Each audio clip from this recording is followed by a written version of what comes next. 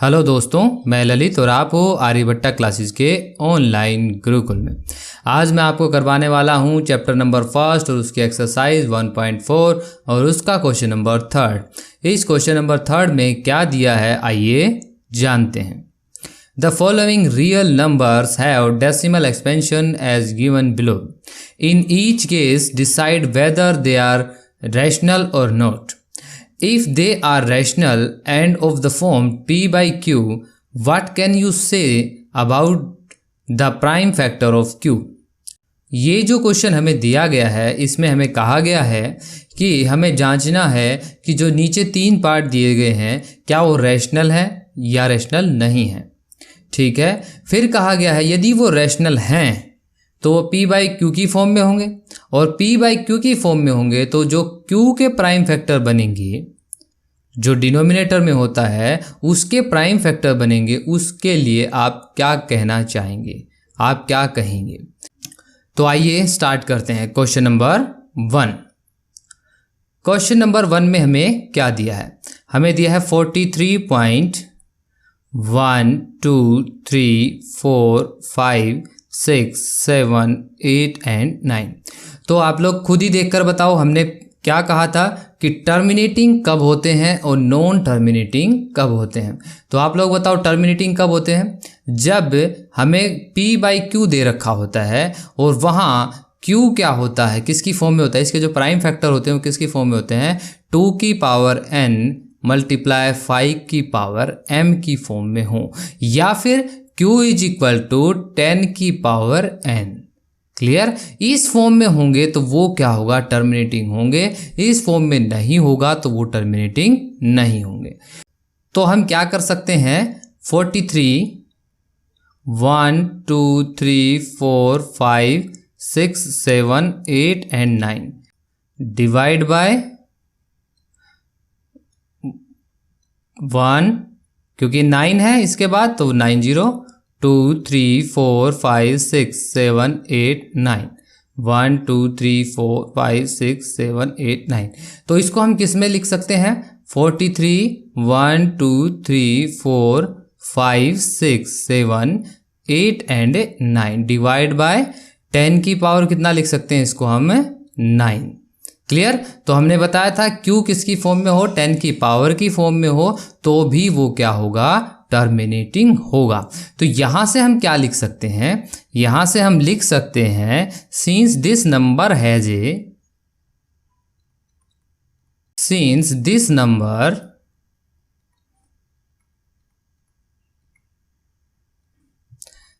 A terminating decimal expansion, terminating decimal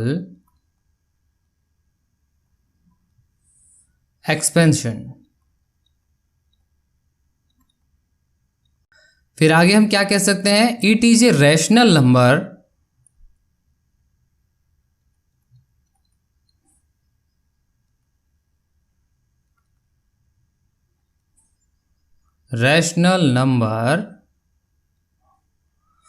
of the form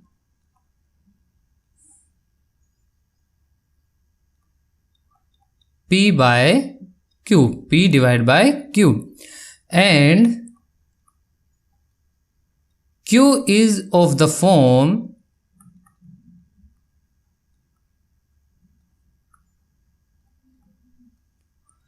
two की power n multiply 5 की power m। Clear, यहां से हम इसको ये कह सकते हैं। क्लियर है, तो अंत में हम क्या लिख सकते हैं, हम लिख सकते हैं the prime factors of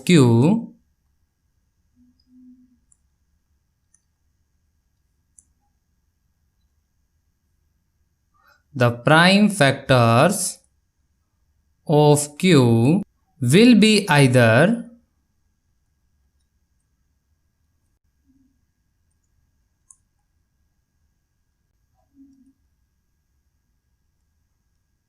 to और 5 और बोथ।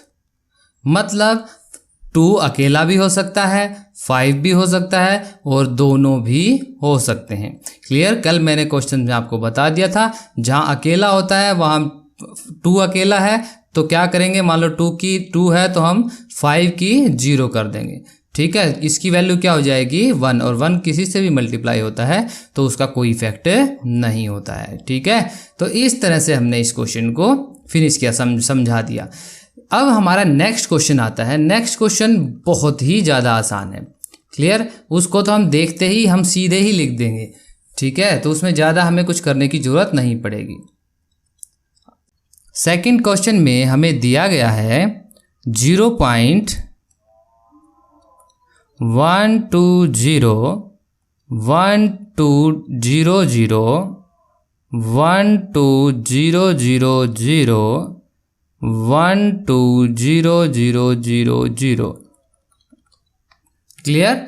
तो हमने एक बात यहाँ नोट की कि ये जो डेसिमल एक्सपेंशन है ये क्या है, अशांत है एक तरह से। मतलब ये क्या है, कहीं भी फिनिश नहीं हो रहा है, किसी भी एंगल से फिनिश नहीं हो रहा है। और इसमें भी हमने देखा एक ही चीज़ बार बार रिपीट नहीं हो रही है। जैसे कल हमने 1/7 का किया था तो उसमें क्या हो रहा था, कुछ चीज़ें बार बार रिपीट हो रही थी।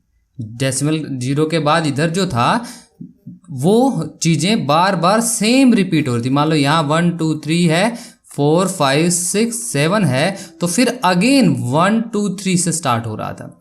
ठीक है, तो इस तरह से ये देखा हमने कि यहाँ ऐसी कंडीशन नहीं हो रही, ये चलता ही जा रहा है। मतलब एक बार 120 आ रहा है, एक बार 1200 आ रहा है, एक बार 12000 आ रहा है। मतलब एक जैसा रिपीट नहीं हो रहा है। तो हम यहाँ डायरेक्ट लिख सकते हैं, this decimal expansion is neither terminating और non recurring. The decimal expansion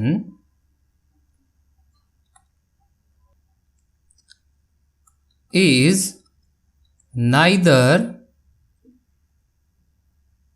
terminating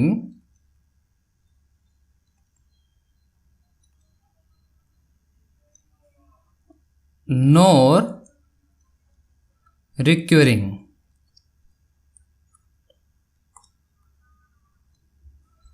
Nor recurring. So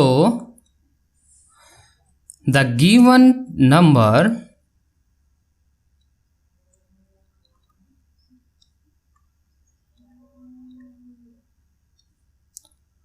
is an irrational number. Clear? तो इस तरह से हमने इसको डायरेक्टली लिख दिया। ठीक है, अब हमारा आता है थर्ड क्वेश्चन। थर्ड क्वेश्चन में क्या दिया गया है हमें, 43.1234567 8 and 9 और इसके ऊपर दे दिया बार। मतलब साफ है, इस बार का क्या मतलब है कि यही जैसे ही 9 तक गया तो दोबारा इससे आगे जब आएगा तो क्या होगा, 1 2 3 4 5 ऐसे ही ये स्टार्ट होगा। ठीक है, तो इस तरह से हमने कल एक 1/7 वाला किया ही था जिसमें बार आ रहा था। ठीक है, मतलब ये बार का मतलब है कि वही चीज़ें बार बार रिपीट हो रही हैं। तो उसमें क्या था हमारा, नॉन टर्मिनेटिंग डेसिमल एक्सपेंशन। तो हम यहाँ से डायरेक्ट लिख सकते हैं, the decimal expansion is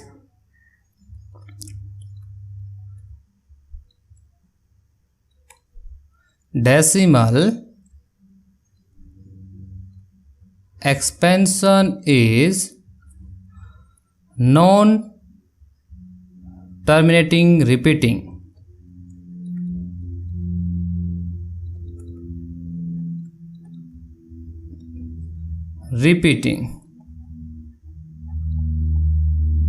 clear? So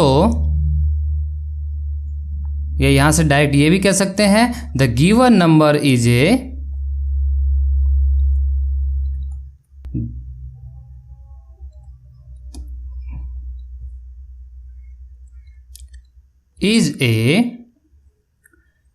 rational number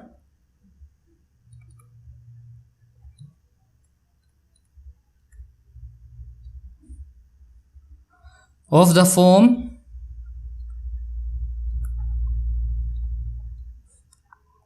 P by Q। Clear.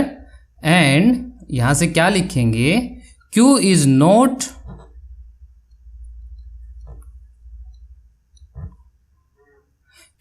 Not of the form, किसकी फॉर्म में, 2 की पावर n मल्टीप्लाई 5 की पावर m। तो यहां से हम कह सकते हैं the prime factor of Q, क्या कह सकते हैं, the prime factor of Q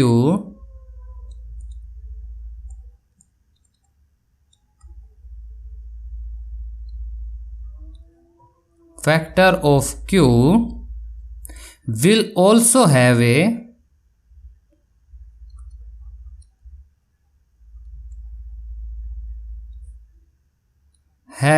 factor other than 2 और 5।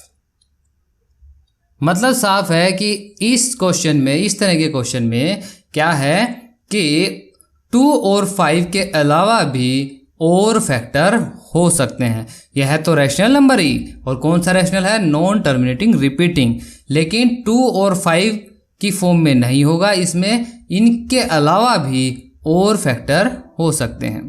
तो इस तरह से हमारा ये क्वेश्चन भी यहीं फिनिश होता है। बहुत ही आसान था, ठीक है। उम्मीद है आप लोगों को समझ में आया होगा। यदि समझ में आया तो अपने दोस्त और रिश्तेदारों को इसको शेयर कीजिए। जय हिंद, जय भारत।